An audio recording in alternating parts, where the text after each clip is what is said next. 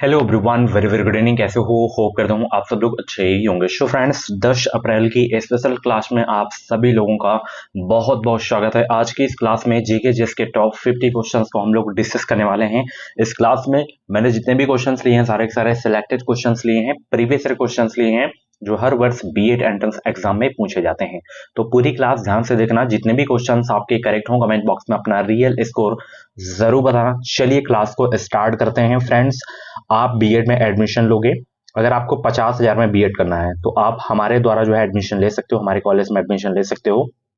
मात्र 50,000 दोनों साल की फीस देकर आप बीएड कर सकते हो। थोड़े थोड़े करके आप फीस दे सकते हो, 3 बार में आप दे सकते हो। राम मनोहर लोहिया अवध यूनिवर्सिटी से हम बीएड कराते हैं। ईयरली एग्जाम होता है। आप अदर स्टेट से हो, यूपी के किसी भी डिस्ट्रिक्ट से हो तो आप यहाँ से बीएड कर सकते हो। आप एग्जाम देने आओगे तो एग्जाम टाइम में आपको रहने की बिल्कुल फ्री सुविधा दी जाएगी। तो ये व्हाट्सएप नंबर है, आप कॉल कर सकते हैं, अपना डाउट क्लियर कर सकते हैं। बाकी आप इस नोट्स को परचेज कर लीजिए। अगर आपको अपनी एक सीट फिक्स करनी है, एग्जाम भी निकालना है, आपको एग्जाम देना मस्ट है, तो आप इस व्हाट्सएप पे मैसेज करके 49 रुपए का पेमेंट करके आप इस नोट्स को ले लीजिए। रामबाण नोट्स है, इस नोट्स को पढ़ने के बाद कोई भी क्लास कोई भी नोट्स पढ़ने की जरूरत नहीं होगी। तो बहुत ही जबरदस्त नोट्स है, आप परचेज कर सकते हैं। चलिए, सबसे पहला प्रश्न आपकी स्क्रीन पे है, किस प्रकार की बाजार व्यवस्था में बाजार अथवा उद्योग पर एक ही विक्रेता का वर्चस्व होता है? अल्पाधिकार, एकाधिकार, द्वयाधिकार या एकाधिकार प्रतियोगिता? पहला का राइट आंसर देने का प्रयास करेंगे सब लोग। गुड इवनिंग सभी को, गुड इवनिंग। वीडियो को लाइक शेयर जरूर कर देना और चैनल पर नए हो तो सब्सक्राइब जरूर कर लेना। चलिए, जवाब देने का प्रयास करेंगे। किस प्रकार की बाजार व्यवस्था में बाजार अथवा उद्योग पर एक ही विक्रेता का वर्चस्व होता है? तो यहाँ पे एकाधिकार हो जाएगा, ऑप्शन बी करेक्ट हो जाएगा। प्रचंड बेरोजगारी को और किस नाम से भी जाना जाता है? अल्प रोजगार, संघर्ष संबंधी बेरोजगारी, मौसमी बेरोजगारी या चक्रीय बेरोजगारी? दूसरा का जवाब दीजिए। प्रचंड बेरोजगारी को और किस नाम से भी जाना जाता है? Very very most important question आपके एग्जाम के लिए। तो इससे जो है अल्प रोजगार के नाम से भी जाना जाता है प्रचंड बेरोजगारी को। ऑप्शन यहाँ पे ए आपका बिल्कुल करेक्ट हो जाएगा। निम्नलिखित में से कौन से भारतीय संसद के संगठक हैं? राष्ट्रपति, राज्यसभा, लोकसभा? बताइए। तीसरा का जवाब दीजिए सब लोग। सभी को गुड इवनिंग। 50 में से जितने भी क्वेश्चंस आपके करेक्ट हों कमेंट बॉक्स में अपना रियल स्कोर आप लोग जरूर बताना। भारतीय संसद के संगठक हैं कौन? तो राष्ट्रपति भी हैं इसमें, लोकसभा भी है, राज्यसभा भी है। तो यहाँ पे तीनों आपके करेक्ट आंसर हो जाएंगे। ठीक है, ऑप्शन डी। निम्नलिखित में से कौन भारत राज्य का कार्यपालक अध्यक्ष है? प्रधानमंत्री, राष्ट्रपति या कैबिनेट सचिव या वित्तीय सचिव? 4 का जवाब दीजिए। निम्नलिखित में से कौन भारत राज्य का कार्यपालक अध्यक्ष है? बहुत अच्छे भाई, वीडियो को लाइक कर दो, शेयर भी कर दो। एडमिशन लेना है, नोट्स लेना है तो आपको व्हाट्सएप पे मैसेज करना है।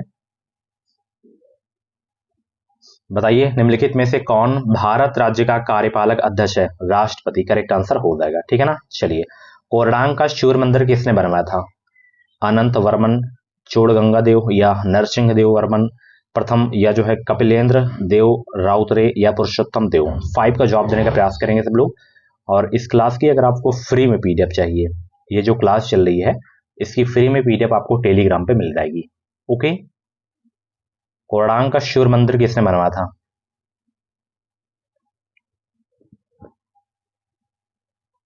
ये है कहाँ पे है? उड़ीसा में है। ये भी आपको याद रखना है, ये क्वेश्चन बहुत पूछा जाता है। तो नरसिंह देव प्रथम ने बनवाया था इस मंदिर को। ठीक है ना। ऑप्शन बी आपका बिल्कुल करेक्ट हो जाएगा। बंगाल के प्रथम गवर्नर जनरल कौन थे? बताइए। रॉबर्ट क्लाइव या वारेन हेस्टिंग, विलियम बेंटिंक या चार्ल्स कॉर्नवालिस? बंगाल के प्रथम गवर्नर जनरल कौन थे? 6 का जवाब दीजिए सब लोग। अगर आपको 2025 में यूपी से बीएड करना है, किसी भी स्टेट से अगर आपको बीएड करना है तो चैनल को आप लोग सब्सक्राइब जरूर कर लेना, ताकि जो भी बीएड एंट्रेंस एग्जाम की अपडेट है वो अपडेट आपको मिलती रहे हमारे चैनल के माध्यम से। तो बंगाल के प्रथम गवर्नर जनरल कौन थे भाई?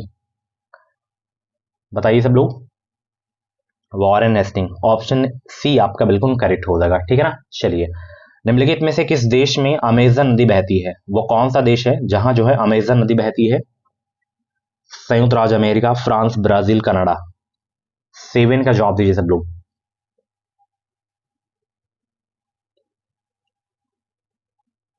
निम्नलिखित में से किस देश में अमेजन नदी बहती है? तो वो देश है ब्राजील। ऑप्शन सी आपका बिल्कुल करेक्ट हो जाएगा। नेक्स्ट क्वेश्चन, सह्याद्री पर्वत श्रृंखला का अन्य नाम क्या है? बताइए, सह्याद्री पर्वत श्रृंखला का जो है अन्य नाम क्या है? मध्य हिमालय, पश्चिमी घाट, शिवालिक या पूर्वी घाट? 8 का जवाब दीजिए सब लोग। सह्याद्री पर्वत श्रृंखला का अन्य नाम क्या है? तो पश्चिमी घाट हो जाएगा। ऑप्शन यहाँ पे सी आपका बिल्कुल करेक्ट हो जाएगा। जीवाणु की खोज किसने की थी? एंटोनी वन लेवेनहॉक या रॉबर्ट ब्राउन, रॉबर्ट हुक या रॉबर्ट कोच? 9 का जवाब दीजिए सब लोग। जीवाणु की खोज किसने की थी?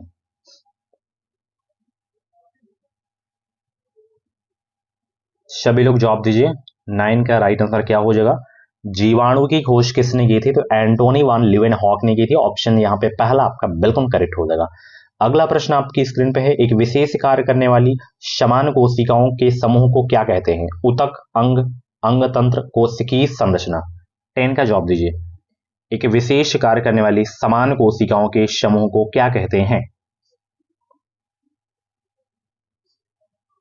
ऊतक कहते हैं। क्या कहते हैं डियर? ऊतक कहते हैं। ऑप्शन पहला आपका बिल्कुल करेक्ट हो जाएगा। पौधों के ऊतक कितने प्रकार के होते हैं? 3 प्रकार के, 2 प्रकार के, 5 प्रकार के या 6 प्रकार के? बताएंगे सब लोग। पौधों के जो है ऊतक कितने प्रकार के होते हैं? 11 का जवाब देने का प्रयास करेंगे सब लोग।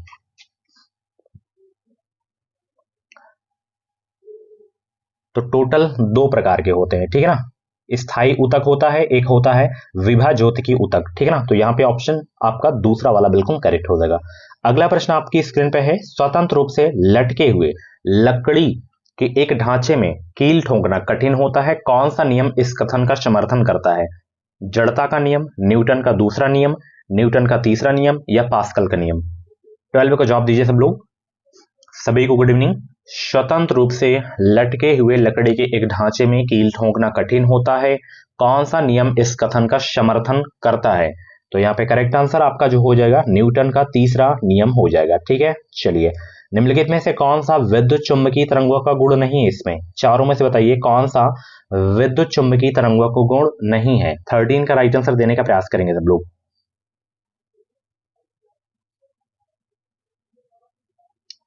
13 का राइट आंसर देने का प्रयास करेंगे। कौन सा विद्युत चुंबकीय तरंगों का गुण नहीं है?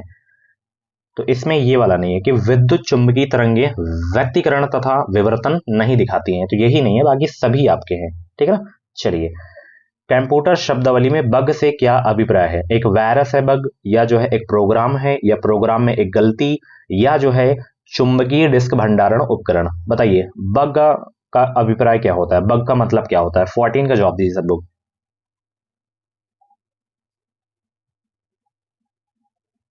तो प्रोग्राम में एक जो गलती होती है उसे बग के नाम से जाना जाता है, ठीक है ना, कंप्यूटर शब्दावली में। ऑप्शन यहाँ पे आपका सी वाला बिल्कुल करेक्ट हो जाएगा। एक रेडियोधर्मी वस्तु की अर्ध आयु 6 मास है। वस्तु का 3/4 हिस्सा किसमें क्षय होगा? कितने में? 6 माह में, या 10 माह में, या 12 माह, या 24 माह में क्षय होगा? कितने माह में क्षय होगा? 15 का जवाब दीजिए सब लोग।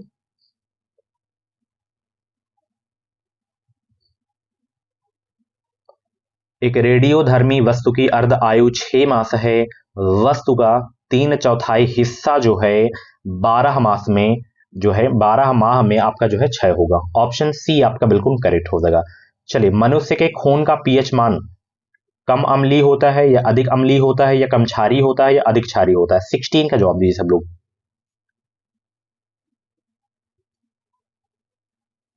बताएंगे सब लोग। 16 का राइट आंसर देने का प्रयास करेंगे। मनुष्य के खून का पीएच मान होता है, वैसे तो 7.4 होता है, तो यहाँ पे कम क्षारीय होता है, ठीक है ना। ऑप्शन यहाँ पे आपका सी वाला बिल्कुल करेक्ट हो जाएगा। भारतीय वानिकी संस्थान भारत के किस शहर में स्थित है? नई दिल्ली, हैदराबाद, देहरादून या शिमला? 17 का जवाब दीजिए सब लोग। भारतीय वानिकी संस्थान भारत के किस शहर में स्थित है?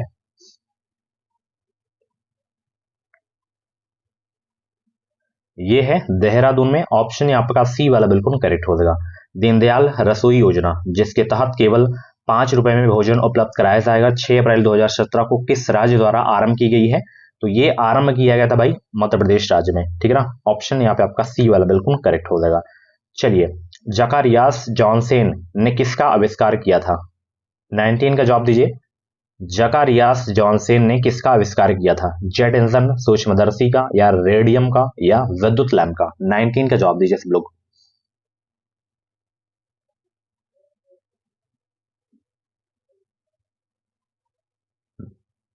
सूक्ष्मदर्शी का आविष्कार किया गया था जकारियास जॉनसन के द्वारा। ऑप्शन यहाँ पे आपका सी वाला बिल्कुल करेक्ट हो जाएगा। निम्नलिखित में से कौन से खेल में गेंद का इस्तेमाल नहीं किया जाता? फुटबॉल या क्रिकेट, बैडमिंटन, टेनिस? 20 का जवाब दीजिए सब लोग।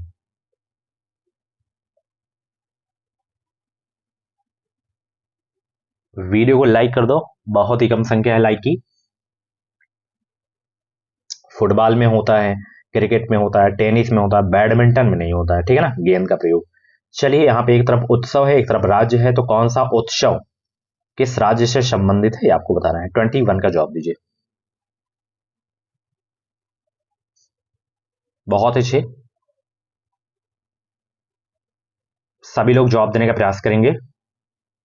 देखिए, इसमें एक तो आपको पता ही होगा, दुर्गा पूजा, ये पश्चिम बंगाल का। तो यहाँ पे देखना, तीसरा का ए जा रहा है, तो तीसरा का ए किसमें किसमें है? देखिए यहाँ पे इसमें ही है, तो यही आपका केवल सही हो जाएगा, ठीक है ना। यानी कि गणगौर आपका हो जाएगा राजस्थान से, एंड यहाँ पे गणेश चतुर्थी आपका हो जाएगा महाराष्ट्र से, ये भी आपको पता था, ठीक है ना।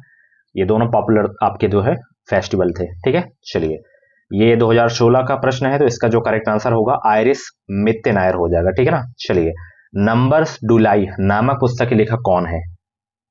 23 का जवाब दीजिए। नंबर्स डुलाई नामक पुस्तक के लेखक कौन है? अनिल मेनन, या जो है यान चैपल, कुणाल बासु, आकाश चोपड़ा?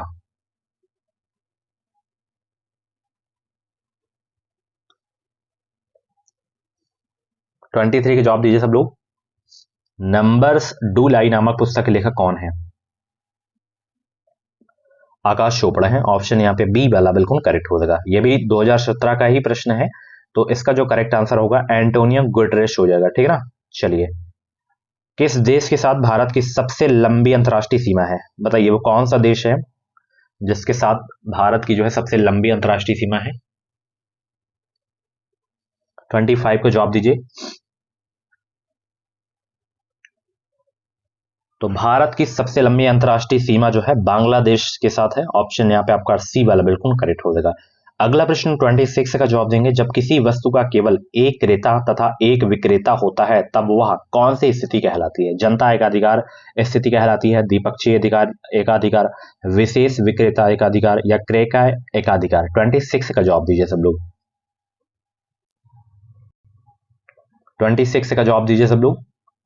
तो यहाँ पे करेक्ट आंसर आपका द्विपक्षीय एकाधिकार हो जाएगा, ठीक है ना। चलिए, अगला प्रश्न है, निम्नलिखित में से कौन क्षेत्रीय ग्रामीण बैंकों को प्रयोजित करता है? भारतीय रिजर्व बैंक, विदेशी बैंक, राष्ट्रीय वाणिज्यिक बैंक, या सहकारी बैंक? 27 का जवाब दीजिए। निम्नलिखित में से कौन क्षेत्रीय ग्रामीण बैंकों को प्रयोजित करता है? तो राष्ट्रीय वाणिज्यिक बैंक हो जाएगा। करेक्ट आंसर ऑप्शन सी हो जाएगा। चलिए, निम्नलिखित में से किसके पास भारतीय सुरक्षा बलों पर सर्वोच्च कमान प्राप्त है? निम्नलिखित में से किसके पास भारतीय सुरक्षा बलों पर सर्वोच्च कमान प्राप्त है?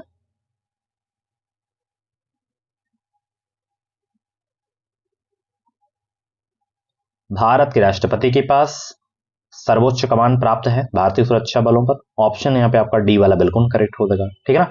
चलिए, अगला प्रश्न बहुत इंपॉर्टेंट क्वेश्चन है। संविधान से दल बदल कानून भारतीय संविधान के किस अनुसूची में दिया गया है? दूसरी अनुसूची, 10वीं अनुसूची, तीसरी अनुसूची, या चौथी अनुसूची? बताइए, दल बदल कानून भारतीय संविधान के किस अनुसूची में दिया गया है? 29 का जवाब दीजिए सब लोग।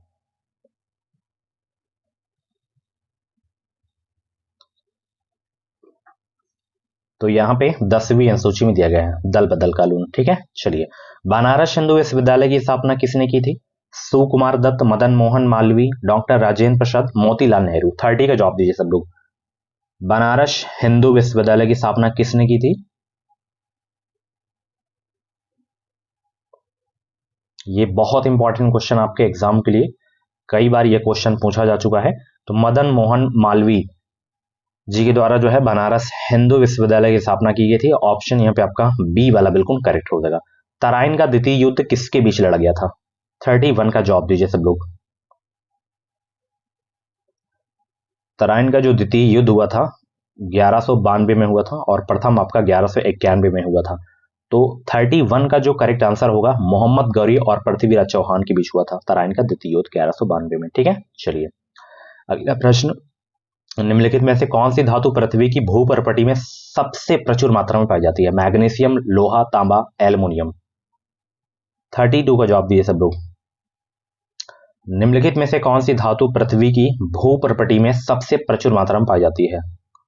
तो वो है एल्युमिनियम। ऑप्शन डी करेक्ट हो जाएगा। चलिए, एल्युमिनियम तथा आयरन ऑक्साइड की अत्यधिक मात्रा वाली मृदा को क्या भी कहते हैं? चाराग्राह मृदा या पेड लफर मृदा या चरणोज्य मृदा या पौडजाल मृदा। 33 के जवाब दीजिए सब लोग।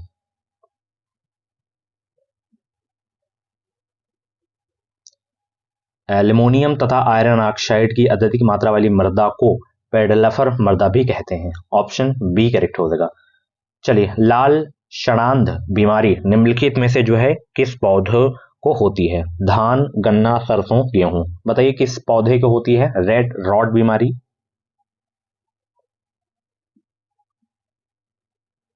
जल्दबाजी में उत्तर मत देना।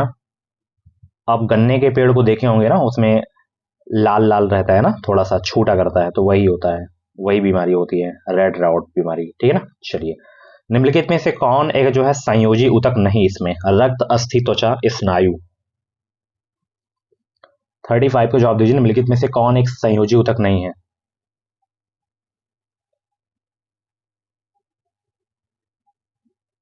तो यहाँ पे त्वचा, यही संयोजी ऊतक नहीं इसमें। ठीक है, चलिए, निम्नलिखित में से कौन से सूक्ष्मजीवी पोलियो तथा चेचक जैसी गंभीर बीमारियों के कारण है?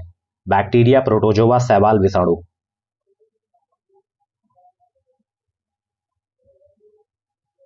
तो यहाँ पे विषाणु हो जाएगा करेक्ट आंसर। ठीक है ना। चलिए, सामान्यतः उत्तल दर्पण का प्रयोग किस में होता है? सौर चूल्हा, नेत्र अंतर्दर्शी, अग्रदीप का प्रतिक्षेपक या पश्चदर्शी दर्पण। 37 का जवाब दीजिए सब लोग।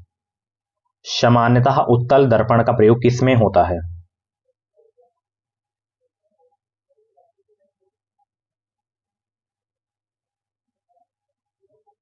तो ये होता है पश्चदर्शी दर्पण में। आप कार में देखे होंगे जो लगा रहता है ना मिरर, पीछे की गाड़ियों को देखने के लिए, उसमें उत्तल दर्पण ही लगा होता है। आवर्ती का एसआई मात्रक क्या है बताइए? न्यूटन, वाट, फैराड या हर्ट। बताइए आवर्ती का एसआई मात्रक क्या है? 38 का जवाब दीजिए। हर्ट्ज हो जाएगा। ठीक है ना। ऑप्शन डी करेक्ट हो जाएगा। निम्नलिखित में से कौन सा एक जो है संशोधक बटन है? मॉडिफायर की कौन सी है इसमें? Control, shift, alt. सभी विकल्प सही हैं। 39 का जवाब दीजिए।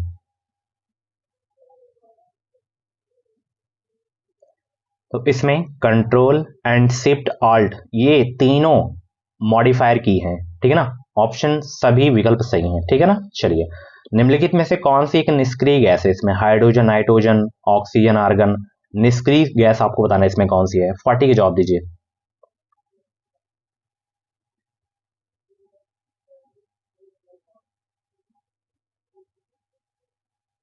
तो यहाँ पे आर्गन है। ठीक है ना। ऑप्शन डी करेक्ट हो जाएगा। ओजोन ऑक्सीजन का एक क्या है? अपरूप है, समस्थानिक है, संभारिक है, सम न्यूट्रॉनिक है। क्या है ओजोन ऑक्सीजन का एक?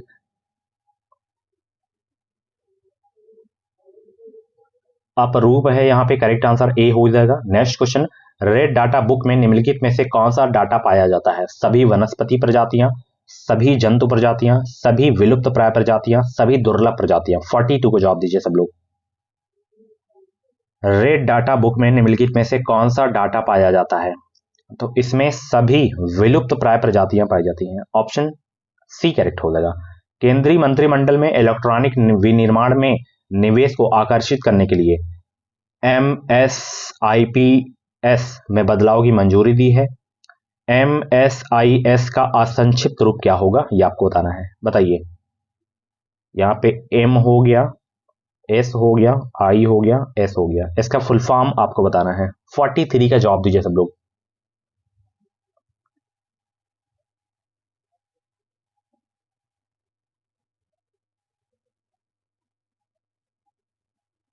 तो संशोधित विशिष्ट प्रोत्साहन संपुष्टि योजना करेक्ट आंसर हो जाएगा। ठीक है ना। चलिए, चलिए, जमे हुए भोजन की खोज किसने की थी? अल्फ्रेड नोबेल, क्लोरेंस वर्ड्स आय, फ्रैंक व्हिटल या इवेस मैकगेफी? 44 को जवाब दीजिए।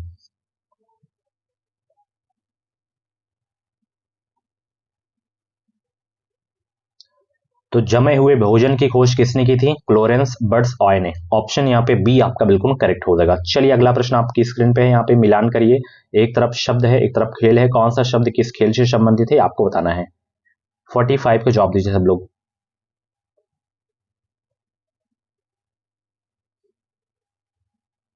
देखिए, हिट विकेट का संबंध किससे है? सभी को पता है, इसका संबंध क्रिकेट से है, ठीक है ना।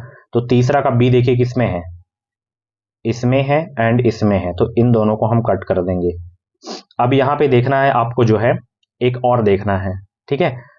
जैसे यहाँ पे बर्डी का देख लीजिए, बर्डी का जो संबंध होता है वो उसका संबंध होता है गोल्फ से, तो पहला का सी यह हो जाएगा।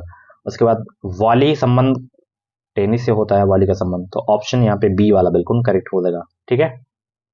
झूलती मीनारों वाली एक मस्जिद भारत के किस शहर में स्थित है? बताइए। कानपुर, जयपुर, रांची, अहमदाबाद। झूलती मीनारों वाली एक मस्जिद भारत के किस शहर में स्थित है? अहमदाबाद में है ये, ठीक है। चलिए, ये 2007 का प्रश्न है कि 2007 के पद्मश्री पुरस्कार से सम्मानित किया गया था किसको?